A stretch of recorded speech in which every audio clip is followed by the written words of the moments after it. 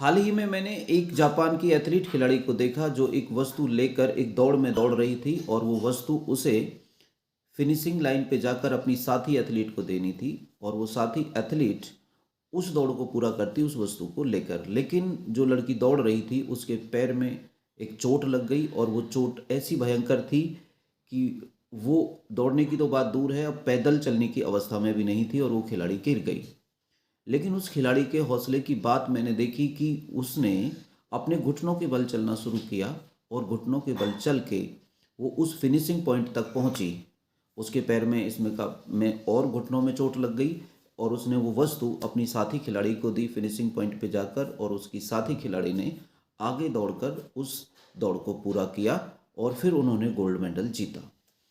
बहुत बार आपको भी जब आप किसी कंपटीशन में होंगे, जब आप किसी दौड़ में होंगे, जब आप किसी लक्ष्य को पाने के लिए चल रहे होंगे, संघर्ष कर रहे होंगे, तो आपको लगेगा कि हम पहुंच नहीं पा रहे हैं, रिजल्ट कोई बन नहीं पा रहा है, या बार बार कोई दुविधा पैदा हो जाती है, या आप बीमार हो जाएंगे और आपको लगेगा कि अब आपसे ये हो नहीं पाएगा, या आप डर जाएंगे कि बहुत बड़ी भीड़ है उसी कंपटीशन के लिए जिसके लिए आप लड़ रहे हो। तो आप कभी भी इस कंपटीशन को छोड़ना मत। बहुत बार ऐसा होता है कि फिनिशिंग पॉइंट पर पहुंचने से पहले ही हमको लगता है कि रास्ता बहुत लंबा है। इतिहास में करोड़ों कहानियां भरी पड़ी हैं कि जब खिलाड़ी ने स्वीकार किया कि मैं तो बिल्कुल छोड़ने ही वाला था, लेकिन मुझको पता चला कि फिनिशिंग पॉइंट कुछ ही बिंदु दूर था। मुझे याद आती हैं कुछ महत्वपूर्ण पंक्तियां जो कि कालजयी हुई। सुनिए जरा। मुझे नहीं पता हार होगी या जीत, मुझे नहीं पता हार होगी या जीत, लेकिन संघर्ष करना छोड़ दूं ये मुझे स्वीकार नहीं।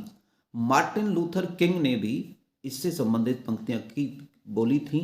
अगर आप उड़ नहीं सकते तो दौड़िए, अगर आप दौड़ नहीं सकते तो चलिए, अगर आप चल भी नहीं सकते हैं तो रेंगते हुए चलिए, लेकिन हमेशा आगे बढ़ते रहो।